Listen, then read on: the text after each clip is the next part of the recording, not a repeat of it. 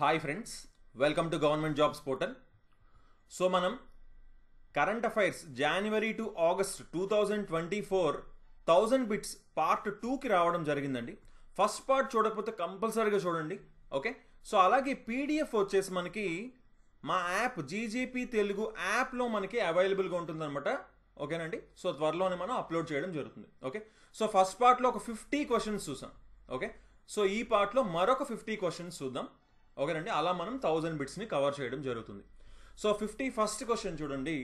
T20 world cup 2024 ICC men's ఎవరు win అయ్యారు అని అడుగుతున్నారు. ఎవరు విన్ అయ్యారు ఇక్కడ క్లియర్గా ఇమేజ్లో చూడొచ్చు. ఆల్రెడీ అందరికీ తెలిసే ఉంటుంది. ఇండియా విన్ అవ్వడం జరిగింది. భారతదేశం విన్ అయింది. ఎవరి మీద విన్ అయిందంటే సౌత్ ఆఫ్రికా మీద విన్ అవ్వడం జరిగింది. సౌత్ ఆఫ్రికా మీద విన్ అవ్వడం జరిగింది అనమాట మన ఇండియా. ఓకేనా, సో 2007 తర్వాత మళ్ళీ ఇప్పుడు 2024లో గెలుచుకోవడం జరిగింది. సో ఇందులో ఇంపార్టెంట్ పాయింట్స్ చూసుకుంటే ప్లేయర్ ఆఫ్ ది మ్యాచ్ వచ్చేసి Virat Kohli and player of the tournament వచ్చేసి జస్ప్రీత్ బుమ్రా అనమాట. Okay, so next 52nd question చూద్దాం. క్యూఎస్ వరల్డ్ యూనివర్సిటీ ర్యాంకింగ్స్ 2025కి గాను ఏ యూనివర్సిటీ టాప్ ర్యాంక్ వచ్చింది అంటున్నారు. ఏ యూనివర్సిటీ అండి ఇక్కడ మీరు క్లియర్గా చూడొచ్చు. ఏంటి? MIT, Massachusetts institute of technology, United స్టేట్స్లో యూఎస్ఏలో ఉంది. మ్యాసచ్యూసెట్స్ ఇన్స్టిట్యూట్ ఆఫ్ టెక్నాలజీ అనమాట. సో ఆప్షన్ 3 ఆన్సర్ అవుతుంది. సరే, మన ఇండియా నుంచి ఉన్న యూనివర్సిటీస్కి ఏ ర్యాంకింగ్ వచ్చింది అని మనం చూసుకుంటే మన ఇండియాలో టాప్ 1 ప్లేస్లో IIT బాంబే ఉందండి. మన ఇండియాలో మాత్రమే చూసుకుంటే. వరల్డ్లో చూసుకుంటే 118 ర్యాంక్లో ఉందన్నమాట IIT Bombay. Next IIT Delhi ఉంది 150 ర్యాంక్లో. ఇండియన్ ఇన్స్టిట్యూట్ ఆఫ్ సైన్స్ ఉంది 211 ర్యాంక్లో. అలాగే IIT ఖరగ్పూర్ వచ్చేసి 222లో ఉంది. సో మన ఇండియా నుంచి చూసుకుంటే ఫస్ట్ ప్లేస్ IIT ముంబై ఉంది, బాంబే ఉంది అండ్ వరల్డ్ ర్యాంక్ 118. ఓకేనా, ఇదేంటి QS world university rankings 2025. So next French open 2024 men's singles win అయ్యింది ఎవరు? పురుషుల సింగిల్స్ ఎవరు గెలుచుకున్నారు అని అడుగుతున్నారండి. ఎవరు గెలుచుకున్నారు? కార్లస్ ఆల్కరాజ్ గెలుచుకోవడం జరిగింది. కార్లోస్ ఆల్కరాజ్ విన్ అవ్వడం జరిగింది. ఎవరి మీద విన్ అవ్వడం జరిగిందంటే అలెగ్జాండర్ గారి మీద విన్ అవ్వడం జరిగింది అనమాట. ఓకే, ఇదేంటి 2024 French Open men's single title. So next, what is the rank of India in global peace index? Global peace index 2024లో భారతదేశం యొక్క ర్యాంక్ ఎంత అన్నారు. ఇక్కడ మనం చూడొచ్చు భారతదేశం యొక్క ర్యాంక్ వచ్చేసి 116 అండి. 116 అంటే ఆప్షన్ 3 రైట్ ఆన్సర్ అని చెప్పొచ్చు.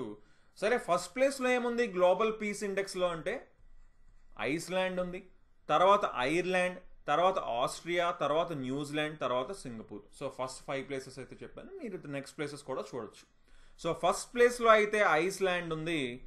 116 ప్లేస్లో మన ఇండియా ఉందన్నమాట global peace index.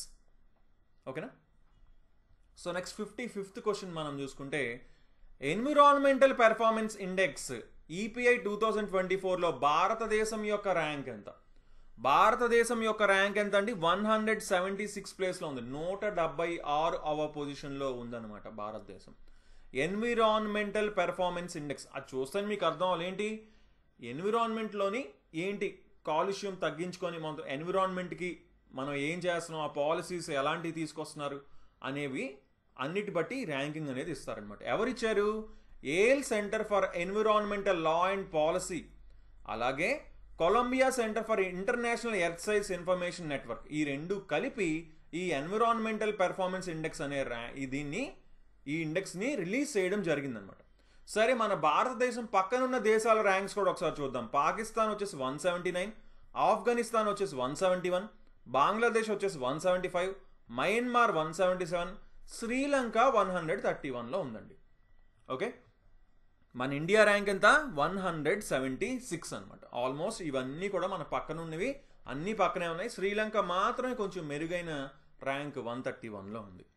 So next మనం చూసుకుంటే గ్లోబల్ ఎనర్జీ ట్రాన్సిషన్ ఇండెక్స్ యొక్క ఇండియా ర్యాంక్ ఎంత, భారతదేశం ర్యాంక్ ఎంత ఈ ఇండెక్స్లో అంటున్నారు. Global energy transition index ETI అంటాం అనమాట. ETI 2024 ర్యాంకింగ్ ఇండియా ర్యాంక్ ఎంత అంటే 63rd ప్లేస్లో ఉందండి ఇండియా.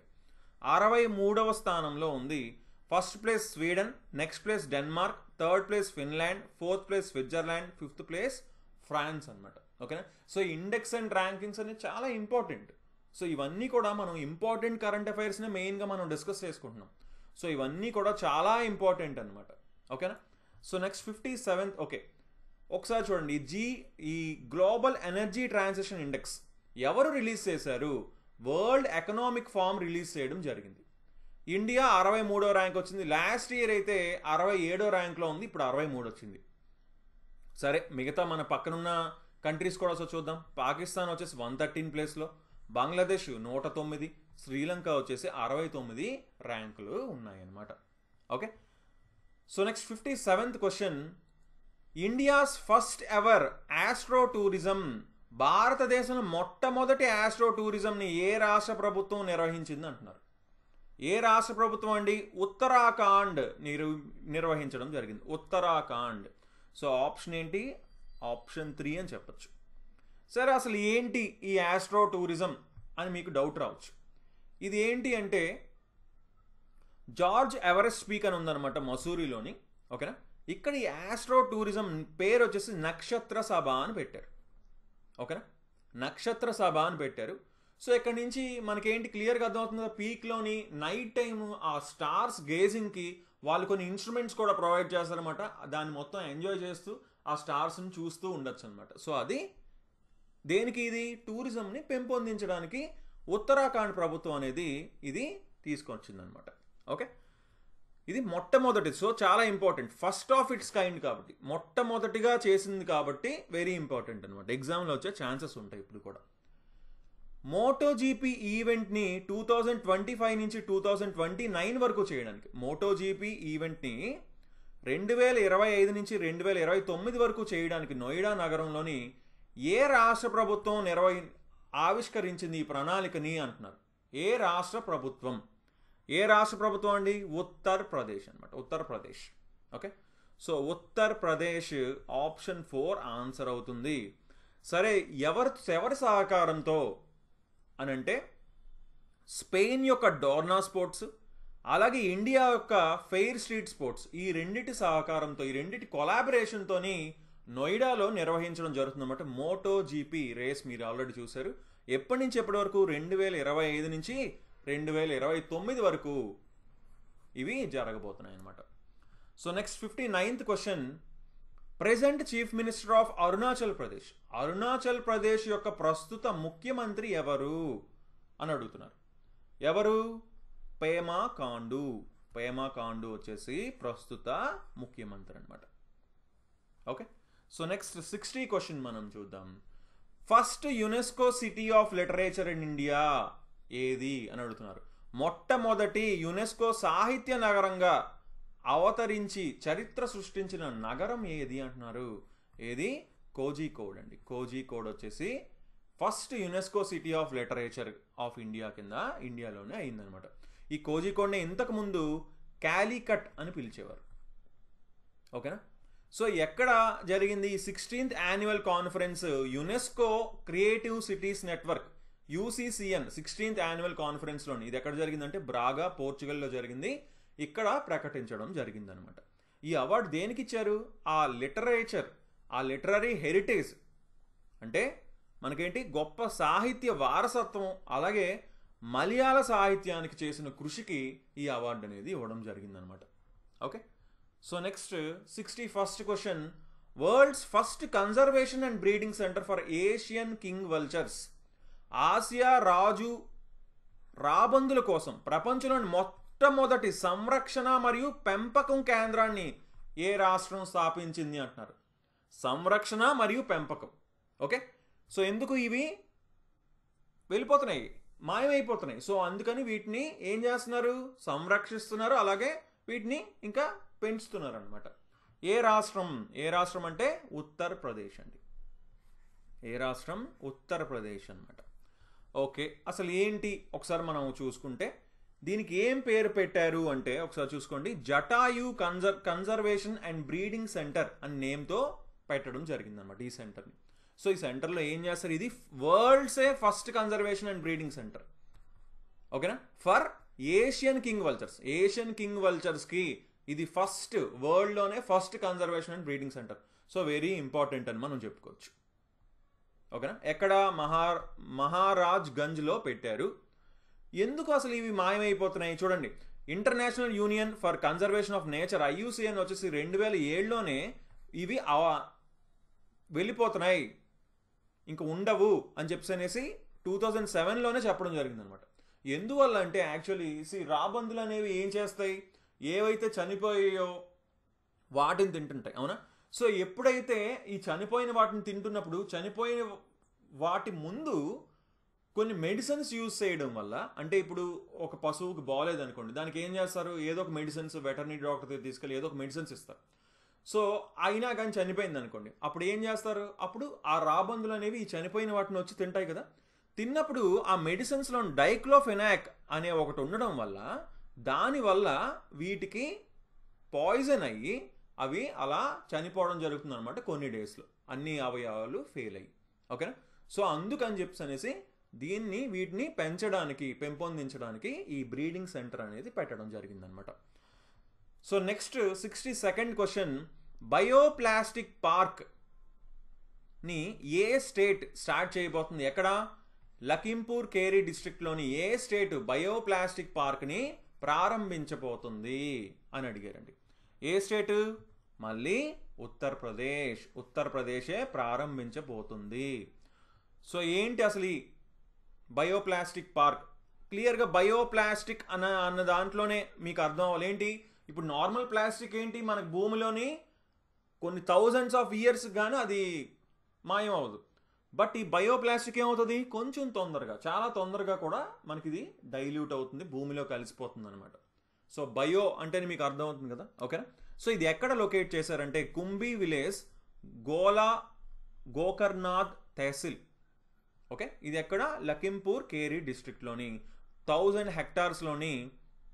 దీనికి సుమారుగా 2000 కోట్లు అవుతుందని చెప్పేసి అంచనా అనమాట. ఉత్తరప్రదేశ్ గవర్నమెంట్ అనౌన్స్ చేసింది ఈ ప్లాన్స్ని. సో నెక్స్ట్ 63rd క్వశ్చన్, ఏ tiger reserve advanced artificial intelligence AI system use చేసి ఎర్లీ ఫారెస్ట్ ఫైర్ డిటెక్షన్ అంటే ఏంటి? ఫారెస్ట్ ఫైర్ డిటెక్షన్, ఎప్పుడైతే ఫారెస్ట్లో ఫైర్ వచ్చిందో వెంటనే తెలుసుకోవడానికి ఏ టైగర్ రిజర్వ్ ఈ ఏఐని యూజ్ చేస్తుంది అని అడుగుతున్నారు. ఏఐ ద్వారా ఏ టైగర్ రిజర్వ్ వెంటనే ఫారెస్ట్లోని అడవిలోని అగ్ని ప్రమాదం జరిగిందండి, ఏదోలో అగ్గి వచ్చింది, అది వెంటనే తెలియాలి కదా, అప్పుడే కదా ఏదైనా యాక్షన్ తీసుకోగలం. సో అది ఏ టైగర్ రిజర్వ్ అంటే నేమ్ ఏంటండి? పెంచ్ టైగర్ రిజర్వ్. పెంచ్ టైగర్ రిజర్వ్ వచ్చేసి ఈ ఏఐ సిస్టమ్ని ఇంట్రడ్యూస్ చేయడం జరిగిందనమాట. ఓకేనా? So next 64th question, IPL trophy ఎవరు గెలుచుకున్నారు 2024 గాను? ఎవరు గెలుచుకున్నారు?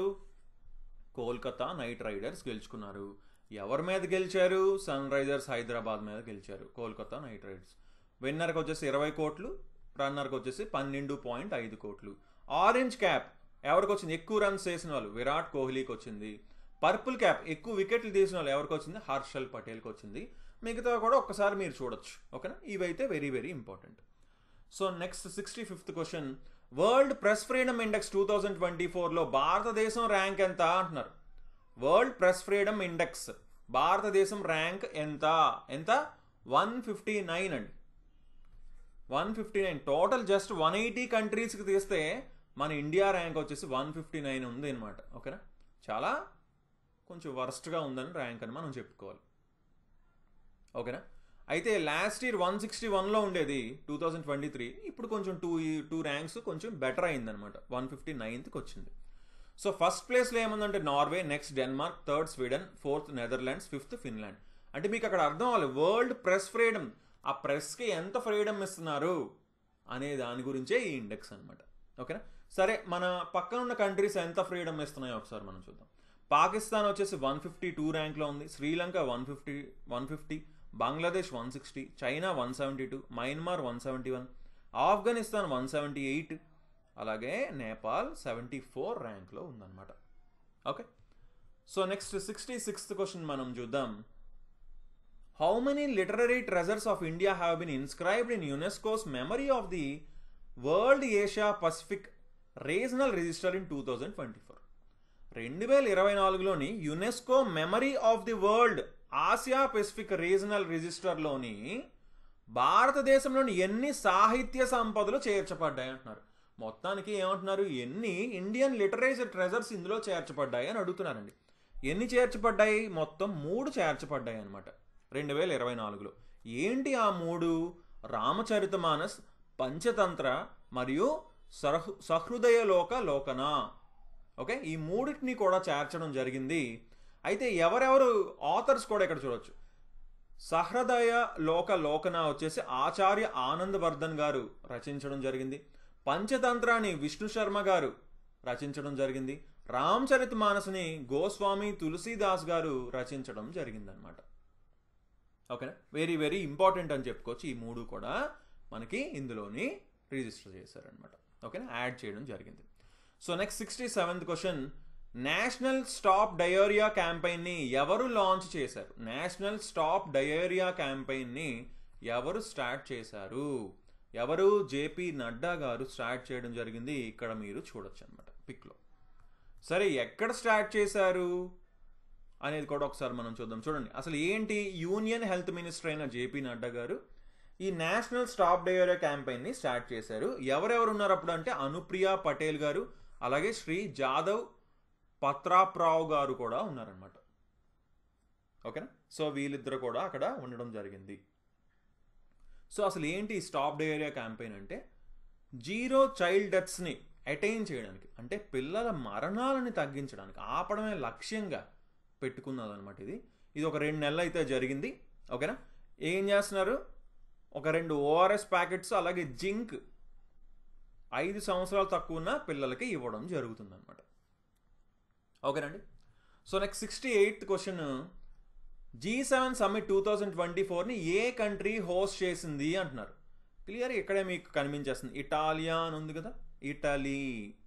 ఎక్కడ ఎవరు హోస్ట్ చేశారు? G7 సమ్మిట్ని 2024 50th G7 సమ్మిట్ని Italy host చేయడం జరిగింది. సో ఇందులో ఉన్న మెయిన్ వెరీ ఇంపార్టెంట్ పాయింట్స్ ఒకసారి చూద్దాం. G7 కోర్ మెంబర్స్ ఎవరు ఉన్నారు? 1 2 3 4 5 6 7 8 వీళ్ళు కోర్ మెంబర్స్ అనమాట. ఏంటేంటి ఏ countries? Canada, France, Germany, Italy, Japan, United Kingdom, United States, European Union. ఓకేనా, హోస్ట్ కంట్రీ ఎక్కడ? ఇటలీ. ఎప్పుడు జరిగింది? జూన్లో జరిగింది. వెన్యూ ఎక్కడ? ఇటలీలోనే జరిగింది. పార్టిసిపెంట్స్ వీళ్ళందరూ ఇందాక మనం చెప్పుకున్నాం. ఇన్వైటెడ్ కంట్రీస్ని కూడా ఇన్వైట్ చేయడం జరిగిందండి, కొన్ని కంట్రీస్ని ఈ G7 సమ్మిట్కి. చూడండి, ఇందులో మన ఇండియా కూడా ఉంది. ఓకేనా, ఇండియా కూడా ఉందన్నమాట. దీనికి నరేంద్ర మోదీ గారు వెళ్ళడం జరిగింది. So next 69th question, national Panchayat Raj day ఎప్పుడు అని అంటున్నారు. ఇక్కడే మనకు క్లియర్ కనిపిస్తుంది. నేషనల్ పంచాయత్ రాజ్ డే వచ్చేసి ఏప్రిల్ 24. ఓకేనా, సో ఏంటి అసలు ఈ నేషనల్ పంచాయతీ రాజ్ ఎందుకు సెలబ్రేట్ చేసుకుంటున్నారు? ఏప్రిల్ 24నే ఎందుకు సెలబ్రేట్ చేసుకుంటున్నారు అంటే 1992లోని వచ్చేసి 73వ సవరణ అంటే 73rd అమెండ్మెంట్ యాక్ట్ అనేది కాన్స్టిట్యూషన్కి యాడ్ చేయడం జరిగిందనమాట. అది ఎప్పుడు? ఏప్రిల్ 24, 1992లోనే అప్పుడే ఆమోదించారు. అలాగే అదే ఏప్రిల్ 24, 1993 నెక్స్ట్ ఇయర్ అమల్లోకి రావడం జరిగింది. ఓకేనా, సో అందుకని అలాగే ఫార్మర్ ప్రైమ్ మినిస్టర్ అయిన మన్మోహన్ సింగ్ గారు ఫస్ట్ టైం ఈ NPRD అంటే నేషనల్ పంచాయత్ రాజ్ డేని ఏప్రిల్ 24, 2010న ప్రకటించడం జరిగిందనమాట, డిక్లేర్ చేశారు. సో అప్పటి నుంచి సెంట్రల్ గవర్నమెంట్ వచ్చేసి ఏప్రిల్ 24న ఈ NPRD కింద సెలబ్రేట్ చేస్తున్నారనమాట. సో నెక్స్ట్ 70 క్వశ్చన్ మనం చూద్దాం. ఫిన్కేర్ స్మాల్ ఫినాన్స్ బ్యాంక్ వచ్చేసి ఏ బ్యాంకులోకి మెర్జ్ అయిపోయింది, ఏ బ్యాంకులోకి విలీనం అయిపోయింది? ఫిన్కేర్ స్మాల్ ఫినాన్స్ బ్యాంక్ ఎందులోకి విలీనం అయ్యింది అని అంటున్నారు. AU స్మాల్ ఫినాన్స్ బ్యాంక్లోకి విలీనం అవ్వడం జరిగింది. ఇక్కడ మీరు చూడొచ్చు. ఓకేనా, AU స్మాల్ ఫినాన్స్ బ్యాంక్లోకి ఈ Fincare small finance bank merge అవ్వడం జరిగిందనమాట. దీన్ని RBI అప్రూవ్ చేయడం జరిగింది. So next 71st question, who is the present president of Egypt? Egypt ప్రస్తుత అధ్యక్షుడు ఎవరు అని అడుగుతున్నారండి. ఎవరు? Abdel Fattah el Sisi. Abdel Fattah el Sisi అనమాట. ఓకేనా, ఇతను 3వసారి అధ్యక్షుడి కింద ఎన్నికయ్యారు. సో 2030 వరకు ఉంటారనమాట. So next 72nd question, 77th world health assembly ఎక్కడ జరిగింది? 77వ ప్రపంచ ఆరోగ్య సభ 2024 ఏ నగరంలో జరిగింది అంటున్నారండి. ఏ నగరంలో జరిగింది? స్విట్జర్లాండ్లో జెనీవాలో జరగడం జరిగింది. ఓకేనా, జెనీవాలో జరిగింది. అది ఎక్కడ? జెనీవా ఎక్కడ ఉంది? స్విట్జర్లాండ్లో ఉంది. అయితే థీమ్ ఏంటి? Very important. World health assembly 2024 అంటారు, లేదా 77th వరల్డ్ హెల్త్ అసెంబ్లీ యొక్క థీమ్ ఏంటి? All for health, health for all. All for health, health for all. అందరూ ఆరోగ్యం గురించి, ఆరోగ్యం అందరికీ. ఓకేనా. సో నెక్స్ట్ 73rd క్వశ్చన్ మనం చూద్దాం.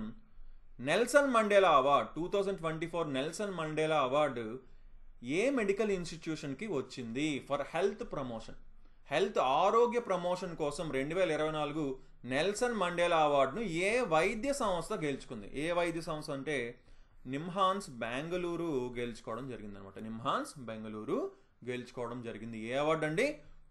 Nelson Mandela award for health promotion. ఓకేనా. ఇది ఎక్కడ? 77th వరల్డ్ హెల్త్ అసెంబ్లీ జెనీవాలోనే ఇది ప్రకటించడం జరిగిందనమాట. నిమ్హాన్స్ అంటే national institute of mental health and neuro sciences. ఓకేనా. సో నెక్స్ట్ 74th క్వశ్చన్ మనం చూద్దాం. ఏ దేశం మొట్టమొదటి అంతరిక్ష సంస్థ అయిన కాసాను ప్రారంభించింది? ఫస్ట్ స్పేస్ ఏజెన్సీ కాసాని ఏ కంట్రీ లాంచ్ చేసింది అని అడుగుతున్నారండి. ఏ కంట్రీ అండి? సౌత్ కొరియా చేయడం జరిగింది. దక్షిణ కొరియా చేయడం జరిగింది. కాసా, కాసా అంటే ఏంటి? మనకి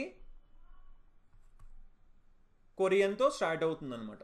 ఓకేనా. స్పేస్ ఏజెన్సీ అని వస్తుంది. ఓకేనా. సో ఇది ఏంటి అసలు ఈ కాసా స్పేస్ ఏజెన్సీ? వీళ్ళ లక్ష్యం ఏంటి అంటే మూన్ అలాగే మార్స్ యొక్క దాని స్టడీ గురించి, మూన్ అండ్ మార్స్ స్టడీ గురించి, అలాగే 2045 కల్లా మార్స్లో ల్యాండ్ చేయాలి అనేది లక్ష్యంగా ఈ కాసా పెట్టుకుందనమాట. ఓకేనా. ఇక్కడ మనకి కాసా అంటే కొరియా ఏరోస్పేస్ అడ్మినిస్ట్రేషన్ అండి. ఓకేనా. Kasa space ఏజెన్సీని south Korea start చేయడం జరిగింది. చూసుకోండి, 100 ట్రిలియన్, వన్ అంటే ఇక్కడ సౌత్ కొరియా యొక్క కరెన్సీ అనమాట. ఓకే. సో సుమారుగా చూసుకుంటే $72 బిలియన్ అనమాట. Okay. So next 75th question మనం చూద్దాం. నాసా వచ్చేసి ఏ స్పేస్ ఏజెన్సీతో కొలాబరేట్ అయింది దేనికంటే మూన్ మీద ఒక స్టాండర్డైజ్డ్ టైం సిస్టమ్ని తీసుకొని రావడానికి, డెవలప్ చేయడానికి. ఓకేనా. నాసా వచ్చేసి ఏ అంతరిక్ష సంస్థతో కలిసి పనిచేయబోతుంది దేని గురించి? చంద్రుని మీద ప్రామాణిక సమయ వ్యవస్థను అభివృద్ధి చేయడానికి. ఓకే. ఇదేంటి అంటే యూరోపియన్ స్పేస్ ఏజెన్సీతో కొలాబరేట్ అవ్వడం జరుగుతుందన్నమాట. ఓకేనా. నాసా ఎవరితో కొలాబరేట్ అయ్యింది? ఏ space agency? European space agency. అయితే ఇది ఆర్టెమిస్ ప్రోగ్రాంలోని భాగంగా వీళ్ళు కొలాబరేట్ అవ్వడం జరిగింది. ఓకే. ఈ ఆర్టెమిస్ ప్రోగ్రామ్ అంటే ఏంటి అంటే మూన్ మీద మనం ఎప్పుడో ఒకప్పుడు వెళ్ళాలి కదా, అదే ఆ ఆర్టెమిస్ ప్రోగ్రామ్ అనమాట. హ్యూమన్ ప్రెజెన్స్ అనేది అక్కడ ఉండాలి అనేది Artemis programme. So next 76th question మనం చూద్దాం. పెన్ పింటర్ ప్రైజ్ 2024 ఎవరికి వచ్చింది అంటున్నారండి. ఎవరికి వచ్చింది? అరుంధతి రాయ్ గారికి రావడం జరిగింది అనమాట. అరుంధతి రాయ్ గారికి రావడం జరిగింది. అయితే ఎందుకంటే అన్ఫ్లించింగ్ అండ్ అన్స్వర్వింగ్ రైటింగ్స్ అంటే ఏంటి? అనుకూలమైన మరియు తిరుగులేని, అంటే ఎవరికి భయపడకుండా ఏది కరెక్టో ఏది నిజమో రాశారు. అందుకనే ఈవిడికి ఈ అవార్డు అనేది రావడం జరిగింది. ఓకేనా. 77th question. 12th విశ్వ హిందీ సమ్మాన్ ఎవరికి వచ్చింది అంటున్నారు. 12వ విశ్వ హిందీ సమ్మాన్ ఎవరికి వచ్చిందంటే ఉషా ఠాకూర్ గారికి రావడం జరిగింది అనమాట.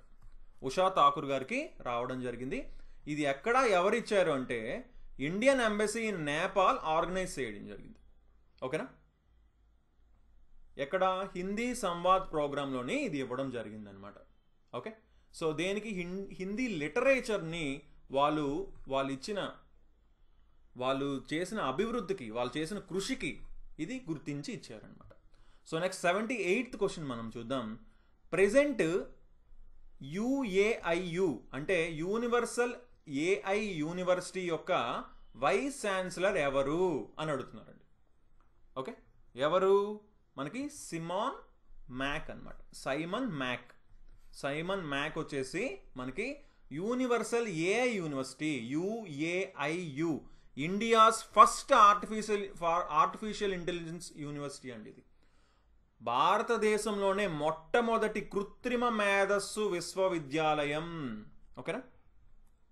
ఎవరు? Vice chancellor Simon Mack. So next 79th question మనం చూద్దాం. Which bank was honoured with a national award by the PFRDA for significant enrolment under the Atal pension Yojana అని అడుగుతున్నారు. ఎవరు? ఏ బ్యాంక్ వచ్చిందంటే కర్ణాటక వికాస్ గ్రామీణ బ్యాంక్కి రావడం జరిగింది ఈ అవార్డు. ఓకే, ఏంటి ఈ అవార్డు ఏంటి ఒకసారి చూడండి, క్లియర్గా చూడండి. PFRDA అంటే pension fund regulatory and development authority for significant enrolment under the Atal pension Yojana. Atal pension Yojana కింద మనకి ఎక్కువ ఎన్రోల్మెంట్స్ చేసినందుకు గాను ఈ అవార్డు అనేది కర్ణాటక వికాస్ గ్రామీణ బ్యాంక్కి ఇవ్వడం జరిగిందనమాట. ఇది ఏ bank? Regional rural bank, sponsored by Canara bank. Canara bank sponsor చేస్తుంది అనమాట ఈ బ్యాంక్ని. సో నెక్స్ట్ 80 క్వశ్చన్ చూస్తే, which country has announced plans to implement the world's first carbon tax on livestock emissions. చూసుకోండి, మొట్టమొదటి కార్బన్ పన్ను అమలు చేయడానికి వేటి మీద? పశువుల ఉద్గారాలపై మొట్టమొదటి కార్బన్ పన్నును అమలు చేయడానికి ఏ కంట్రీ డిసైడ్ అయ్యింది అంటే డెన్మార్క్ డిసైడ్ అవ్వడం జరిగిందనమాట. అసలు ఏంటి లైవ్ స్టాక్ ఎమిషన్స్, ఏంటిది ఏదైనా చూద్దాం. చూడండి, డెన్మార్క్ అనేది అనౌన్స్ చేయడం జరిగింది. ఎప్పటి నుంచి? 2030 నుంచి. ఎందుకంటే ఇప్పుడు మనకి క్యాటిల్ అనేవి, పిగ్స్ అనేవి గ్యాస్ రిలీజ్ చేస్తాయి కదా, దాన్నే మీథేన్ ఎమిషన్స్ అంటున్నారు ఇక్కడ. సో వాటి మీద కూడా మనకి వీళ్ళు ట్యాక్స్ అనేది వేయడం జరుగుతుంది అని క్లియర్గా మెన్షన్ చేశారు. ఎప్పటి నుంచి? 2030. ఎంత అంటే 100 యూరోస్ ఒక సంవత్సరానికంట. ఒక పశువుకి, ఒక కౌకి చూసుకుంటే 100 యూరోలు సంవత్సరానికి. ఓకేనా? సో నెక్స్ట్ 81st క్వశ్చన్ మనం చూద్దాం. International dairy federation Asia Pacific summit ఎక్కడ జరిగింది అంటున్నారు. ఎక్కడ జరిగింది? ఇక్కడే ఉంది మనకి, కొచ్చి, ఇండియాలో జరిగింది. కొచ్చిలో జరిగింది అనమాట. International dairy federation Asia Pacific summit. ఓకేనా? సో నెక్స్ట్ 82nd క్వశ్చన్ మనం చూద్దాం. Bharat centre of Olympic research and education ఎక్కడ ఇనాగ్రేట్ చేశారు అని అంటున్నారు. ఎక్కడ ప్రారంభించారు అని అడుగుతున్నారండి. ఎక్కడ ప్రారంభించారు? గుజరాత్లో ప్రారంభించడం జరిగింది. ఓకేనా? ఎక్కడ ప్రారంభించడం జరిగింది? గుజరాత్, గాంధీనగర్లో. గుజరాత్లో గాంధీనగర్లో ఎక్కడ అంటే రాష్ట్రీయ రక్షా యూనివర్సిటీలో ప్రారంభించడం జరిగింది. దీనికి చీఫ్ గెస్ట్గా పిటి ఉష ప్రెసిడెంట్ ఏంటి? మన ఇండియన్ ఒలింపిక్ అసోసియేషన్కి ప్రెసిడెంట్ అనమాట. ఆవిడే చీఫ్ గెస్ట్గా రావడం జరిగింది. ఆవిడ కూడా అటెండ్ అవ్వడం జరిగింది అనమాట. ఓకేనా? సో నెక్స్ట్ 83rd క్వశ్చన్ మనం చూసుకుందాం. ఏ దేశానికి, భారతదేశం ఇటీవల ఏ దేశ పౌరుల కోసం మెడికల్ ఈ వీసా సౌకర్యాన్ని ప్రకటించింది? ఓకేనా? ఏ దేశం గురించి అండి మనకి ప్రకటించడం జరిగింది? బంగ్లాదేశ్కి మెడికల్ ఈ వీసా. ఎందుకంటే బంగ్లాదేశ్ నుంచి చాలామంది మెడికల్ పర్పస్ మీద వస్తున్నారు. సో అందుకని వాళ్ళకి అక్కడ చాలామంది మెడికల్ పర్పస్ మీద వస్తున్నారు కాబట్టి మెడికల్ ఈ వీసా ఫెసిలిటీ అనేది ప్రొవైడ్ చేయడం జరిగిందనమాట. ఓకేనా? అలాగే రెండు దేశాలు కూడా రంగ్పూర్ బంగ్లాదేశ్లోని ఒక న్యూ కన్సులేట్ కూడా ఓపెన్ చేయడానికి ప్రతిపాదన జరిగింది. సో నెక్స్ట్ 84th క్వశ్చన్ మనం చూద్దాం. NHAI ఏ ఇన్స్టిట్యూషన్తో MOU సైన్ చేసింది? దేని గురించి అంటే రోడ్ సేఫ్టీ గురించి. ఓకేనా? రోడ్ సేఫ్టీ గురించి, రహదారి భద్రత గురించి ఏ ఇన్స్టిట్యూట్తో MOU చేసుకుందంటే మెమరాండమ్ ఆఫ్ అండర్స్టాండింగ్ అంటాం. త్రూ AI అనమాట, AI టెక్నాలజీని యూజ్ చేసుకొని. ఓకేనండి? ఏది అంటే IIIT ఢిల్లీ అండి. IIIT ఢిల్లీతోని MOU కుదుర్చుకోవడం జరిగిందనమాట. దేని గురించి? క్లియర్గా ఉంది, సేఫ్టీ గురించి. ఆర్టిఫిషియల్ ఇంటెలిజెన్స్ యూజ్ చేసి ఈ రోడ్ సైన్ అవైలబిలిటీ అలాగే సేఫ్టీని ఇంప్రూవ్ చేస్తారనమాట. ఓకేనా? సో నెక్స్ట్ 85th క్వశ్చన్ మనం చూద్దాం. Dilip Bose lifetime achievement award ఎవరికి ఇచ్చారు? ఆల్ ఇండియా టెన్నిస్ అసోసియేషన్ ఎవరికి ఇచ్చింది అంటున్నారు. Dilip Bose lifetime achievement award 2024 ఎవరికి ఇచ్చారు? బోత్ 1 and 2 అంటే ఎవరు? నార్సింగ్ అలాగే రోహిణి లోకాండే వీళ్ళిద్దరికీ కూడా ఇవ్వడం జరిగింది. ఓకేనా, నార్సింగ్ అండ్ రోహిణి లోకాండే గారికి ఇవ్వడం జరిగింది. అయితే ఈ ఇయర్ నుంచే life time achievement award for women coaches, వీళ్ళిద్దరు ఎవరు కోచెస్ అనమాట. ఓకేనా, so first time women coaches కూడా మనకి ఏఐటిఏ యొక్క సెక్రటరీ జనరల్ అయిన అనిల్ దూపర్ గారు అనౌన్స్ చేయడం జరిగిందనమాట. Okay, so next 86th question, prestigious Gudleppa Hallikeri award 2024 ఎవరికి ఇచ్చారు అని అడుగుతున్నారండి. ఓకే, ఎవరికి ఇచ్చారంటే సిద్ధలింగ పట్టణ శెట్టి గారికి ఇవ్వడం జరిగిందనమాట. ఏ అవార్డు? గుడ్లెప్ప హల్లికేరి మెమోరియల్ ఫౌండేషన్ ఈ అవార్డుని ఇవ్వడం జరిగింది. ఇతను ఎవరు అంటే పోయిట్ అండ్ ప్లే రైట్, అంటే ఏంటి మనకి కవి మరియు నాటక రచయిత. ఓకేనా, సో నెక్స్ట్ 87th క్వశ్చన్ చూద్దాం. న్యూయార్క్ ఇండియన్ ఫిలిం ఫెస్టివల్ 2024లో బెస్ట్ యాక్ట్రెస్గా ఎవరు గెలుచుకున్నారు అంటున్నారు. ఓకే, ఎవరు గెలుచుకున్నారు బెస్ట్ యాక్ట్రెస్గా? ఇక్కడ మీరు చూడొచ్చు, Sania Malhotra for her role in Mrs. Sania Malhotra గెలుచుకోవడం జరిగింది. ఆప్షన్ 4 ఆన్సర్ అని చెప్పొచ్చు. అలాగే మిగతా కొన్ని అవార్డ్స్ చూడండి. బెస్ట్ ఫిలిం వచ్చేసి ఏ మ్యాచ్ గెలుచుకోవడం జరిగింది. బెస్ట్ డెబ్యూట్ ఫిలిం కూడా ఏ మ్యాచే. Best documentary Baror Sangsar. Okay, so ఇవి ఇంపార్టెంట్ అనమాట. సో నెక్స్ట్ 88th క్వశ్చన్ మనం చూద్దాం. Who has been awarded the Asia Pacific region's best conduct of business regulator by the Asian banker? Best conduct of business regulator అని Asian banker ఎవరికి award ఇచ్చారు అంటున్నారు. ఎవరికి? సెబీకి ఇవ్వడం జరిగిందండి. సెబీకి. సెబీ అంటే ఏంటి? Securities and exchange board of India. ఓకేనా, దేనికి ఇచ్చారు? Transparency and fairness in India's financial markets గాను ఇవ్వడం జరిగిందనమాట. న్యాయబద్ధత, పారదర్శకత అలాగే న్యాయబద్ధతను ప్రోత్సహించడానికి సెబీకి ఈ అవార్డు అనేది ఇవ్వడం జరిగింది. సో నెక్స్ట్ 89th క్వశ్చన్ చూద్దాం. World entrepreneur of the year 2024 award ఎవరు గెలుచుకున్నారు అంటున్నారండి. ఎవరంటే వెల్లయాన్ సుబ్బయ్య గారు గెలుచుకోవడం జరిగింది. ఇతను ఎవరు అంటే ఎగ్జిక్యూటివ్ వైస్ చైర్మన్ అనమాట. టిఐఐ ట్యూబ్ ఇన్వెస్ట్మెంట్స్ ఆఫ్ ఇండియాకి ఎగ్జిక్యూటివ్ చైర్మన్, అలాగే చోళమండలం ఇన్వెస్ట్మెంట్ అండ్ ఫైనాన్స్ కో లిమిటెడ్కి చైర్మన్ అనమాట. ఓకేనా, సో ఇతను 4th ఇండియన్ అయ్యారు ఈ అవార్డు గెలుచుకున్నట్లు. సో నెక్స్ట్ 90 క్వశ్చన్ మనం చూసుకుంటే risk manager of the year award 2024 ఎవరికి ఇచ్చారు? ఎవరు? సెంట్రల్ బ్యాంకింగ్ ఎవరికి ఇచ్చింది? ఏ బ్యాంక్ ఇచ్చింది అంటే రిజర్వ్ బ్యాంక్ ఆఫ్ ఇండియా మన ఆర్బీఐకి ఇవ్వడం జరిగింది.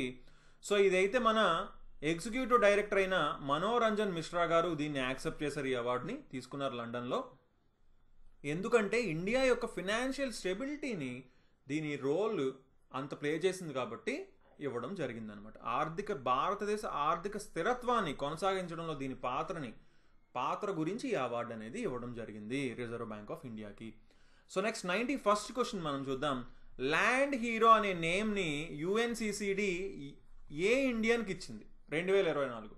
ఎవరికి ఇచ్చిందంటే సిద్ధేష్ గారికి ఇవ్వడం జరిగింది. యుఎన్సిసిడి అంటే ఏంటో ఫస్ట్ మనకు తెలియాలి కదా. United nations convention to combat desertification. అంటే ఇప్పుడు ఏంటి, ఆ పొలాలన్నీ అలా మనకి ఎడారుల్లో మారిపోతాయి, అంటే ఇంక ఏది పండకుండా అలా అయిపోతున్నాయి కదా. సో అలా అవ్వకుండా ఈ ఫార్మింగ్ మీద కాన్సన్ట్రేట్ చేస్తూ ఎవరైతే యంగ్ పీపుల్ అలాగే యూత్ ఆర్గనైజేషన్స్ ఉన్నాయో, ఎవరైతే దానికి వర్క్ చేస్తున్నారో వాళ్ళని ల్యాండ్ హీరోస్ క్యాంపెయిన్ రికగ్నైజ్ చేస్తుంది అనమాట. ఓకేనా, సో ఒక 10 మందిని వేరియస్ కంట్రీస్లో అయితే రికగ్నైజ్ చేయడం జరిగింది. మన ఇండియా నుంచి అయితే సిద్ధేష్ గారిని రికగ్నైజ్ చేశారు. ఇతను ఎక్కడి నుంచి అంటే మనకి మహారాష్ట్ర నుంచి. ఇతను ఒక ఫార్మర్, అలాగే ఆగ్రో రేంజర్స్ అనే దానికి వ్యవస్థాపకుడు కూడా, ఫౌండర్ కూడా అనమాట. అక్కడున్న ఫార్మింగ్ చేసే ఫార్మర్స్ అందరికి కూడా చాలా రకాలుగా హెల్ప్ చేశారని అనమాట ఇతను. Okay, so next 92nd question. సాహిత్య అకాడమీ అవార్డు ఏ తెలుగు ఆథర్కి వచ్చింది 2024లో? ఇదేంటి? యువ పురస్కార్ అండి. ఓకేనా, బాల్ సాహిత్య పురస్కార్. ఓకే, ఎవరికి వచ్చింది అని అడుగుతున్నారు. రమేష్ కార్తిక్ నాయక్ గారికి రావడం జరిగింది అనమాట. చూసుకోండి, మొత్తం టోటల్ 23 అవార్డ్స్ అయితే ఇచ్చారు. ఇందులో మన తెలుగు ఇక్కడ మీరు చూడొచ్చు. రమేష్ కార్తిక్ నాయక్ గారికి రావడం జరిగింది. దావులో అనే షార్ట్ స్టోరీస్ కానీ ఇవ్వడం జరిగింది అనమాట.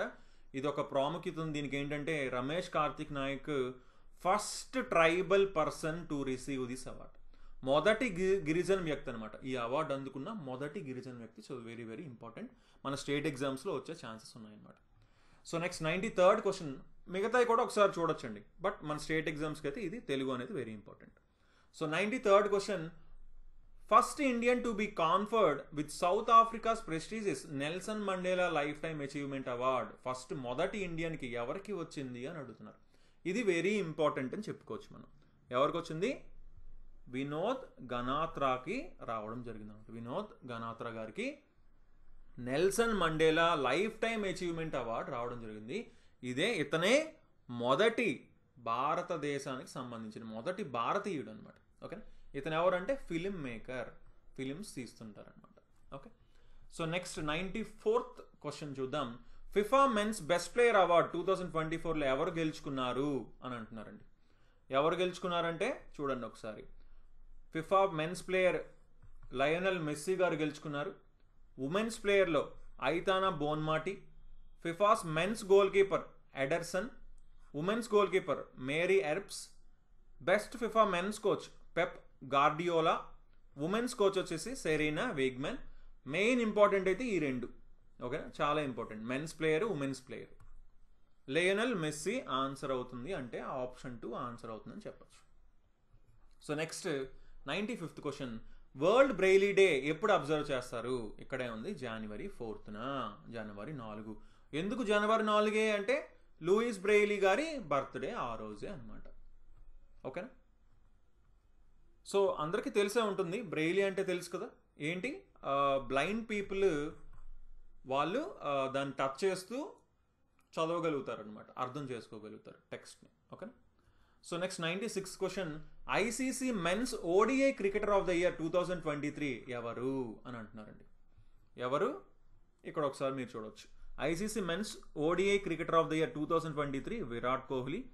అలాగే ఐసీసీ మెన్స్ టీ20కి చూసుకుంటే సూర్యకుమార్ యాదవ్. ఓడిఐకి వచ్చేసి Virat Kohli. And sir Garfield Sobers trophy వచ్చేసి ప్యాట్ కమ్మిన్స్కి రావడం జరిగింది అనమాట. సో ఇక్కడ ఆన్సర్ మనం చూసుకుంటే ఓడిఐ ఇచ్చారు కదా, ఓడిఐ అంటే విరాట్ కోహ్లీ గారికి రావడం జరిగింది. ఓకేనా, సో 97th క్వశ్చన్, ఏ ఫిలింకి ఫిలింఫేర్ అవార్డ్స్ 2024లో బెస్ట్ ఫిలిం అవార్డు, ఉత్తమ చిత్రం అవార్డు దేనికి వచ్చింది అంటున్నారండి. దేనికి వచ్చింది? 12th ఫెయిల్కి రావడం జరిగింది. ఓకేనా, బెస్ట్ ఫిలింకి 12th fail. Best director Vinod Chopra, అది కూడా 12th ఫెయిల్ డైరెక్టరే. బెస్ట్ స్క్రీన్ ప్లే కూడా 12th ఫెయిలే. ఇవి క్రిటిక్ అవార్డ్స్, ఇవి కూడా ఒకసారి మీరు చూడొచ్చు అనమాట. Best actor Ranbir Kapoor, Animal మూవీకి వచ్చింది. బెస్ట్ యాక్ట్రెస్ వచ్చేసి ఆలియా భట్, రాకీ ఔర్ రాణీకి ప్రేమ్ కహానీకి రావడం జరిగింది. Best actor in supporting role Vicky Kaushal, Dunki. Best actress in supporting role Shabana Azmi, Rocky Aur రాణీకి ప్రేమ్ కహానీకి రావడం జరిగింది అనమాట. ఇవి కూడా ఒకసారి చూడండి. Okay, so next 98th question మనం చూద్దాం. ఆస్ట్రేలియన్ ఓపెన్ 2024లోని పురుషుల సింగిల్స్ టైటిల్ ఎవరు గెలుచుకున్నారు అంటున్నారు. ఎవరు గెలుచుకున్నారు? ఇక్కడ మీరు చూడొచ్చు. జానిక్ సిన్నర్ గెలుచుకోవడం జరిగింది. ఇటలీకి సంబంధించిన జానిక్ సిన్నర్ గెలుచుకోవడం జరిగింది అనమాట మెన్స్ సింగిల్స్ టైటిల్ని. Open men's winner. Women's winner వచ్చేసి అరియానా సబలెంకా గెలుచుకోవడం జరిగింది. మెన్స్ డబుల్స్ చూసుకుంటే రోహన్ బోపన్న అలాగే మాథ్యూ ఎబ్డెన్. ఇది కూడా వెరీ వెరీ ఇంపార్టెంట్ అని మనం చెప్పుకోవచ్చు. రన్నర్ అప్ కూడా ఇక్కడ మీరు చూడొచ్చు అనమాట. Okay, so next 99th question మనం చూద్దాం. 16th finance commission of India యొక్క చైర్మన్ ఎవరు? భారత 16వ ఆర్థిక సంఘం చైర్మన్ ఎవరు అంటున్నారు. ఎవరండి మనకి? అరవింద్ పనగారియా. అరవింద్ పనగారియా గారు 16th finance commission of India యొక్క చైర్మన్. సో మెంబర్స్ ఎవరో కూడా ఇక్కడ మీరు చూడొచ్చు. అజయ్ నారాయణ్ జా, యానీ జార్జ్, నిరంజన్ రాజాధ్యక్ష, సౌమ్య కాంతి జోష్. వీళ్ళు నలుగురు వచ్చేసి ఫుల్ టైం మెంబర్స్ అనమాట. ఓకేనా, సో అరవింద్ పనగారియా గారు చైర్మన్ అనమాట ఇప్పుడు 16th ఫినాన్స్ కమిషన్కి. Okay, so next last question చూద్దాం ఈ వీడియోలో. 100th క్వశ్చన్ చూడండి. ఫస్ట్ హిందూ టెంపుల్ నరేంద్ర మోదీ గారు ఇనాగ్రేట్ చేయడం జరిగింది అబుదాబిలో. ఆ టెంపుల్ నేమ్ ఏంటి అంటున్నారు. ఆ టెంపుల్ నేమ్ వచ్చేసి బాబ్స్ మందిర్ అండి. బాబ్స్ మందిరం. ఓకేనా. ఎప్పుడు ఇనాగ్రేట్ చేశారంటే ఫిబ్రవరి 14, 2024లో ఇనాగ్రేట్ చేయడం జరిగిందనమాట. బాప్స్ అంటే బోచ సన్వాసి అక్షర్ పురుషోత్తం స్వామినారాయణ్ సంస్థ. ఓకేనా. సో ఇదైతే largest in West Asia and signifies and enduring friendship between India and the UAE. యుఏఈకి అలాగే ఇండియాకి మధ్యన ఉన్న ఫ్రెండ్షిప్ని ఇది తెలియజేస్తుంది, అంతే కదా. హిందూ టెంపుల్ యుఏఈలో కట్టడం అంటే చిన్న విషయం కాదు అది. సో ఈ బాప్స్ మందిర్ అనేది ఇనాగ్రేట్ చేశారు నరేంద్ర మోదీ. ఎక్కడ? యుఏఈ, అబుదాబీలోని. ఓకేనా. So okay guys, thanks for watching. మీకు ఇంకా ఎలాంటి డౌట్ ఉన్నా సరే తప్పకుండా కింద కామెంట్ చేయండి. సో నెక్స్ట్ వీడియోస్లోని మరిన్ని క్వశ్చన్స్ అయితే చూద్దాం. టోటల్ మనం 1000 బిట్స్ని కవర్ చేయడం జరుగుతుంది అనమాట. ఓకేనా, 1000 బిట్స్ కవర్ చేయడం జరుగుతుంది. So okay then, thanks for watching and have a nice day. Bye.